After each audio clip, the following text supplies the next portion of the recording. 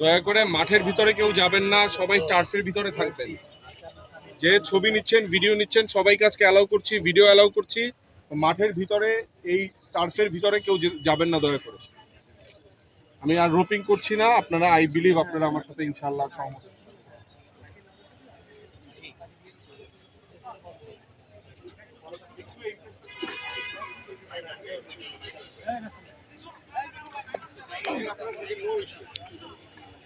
মাঠের ভিতরে কেউ ঢুকবে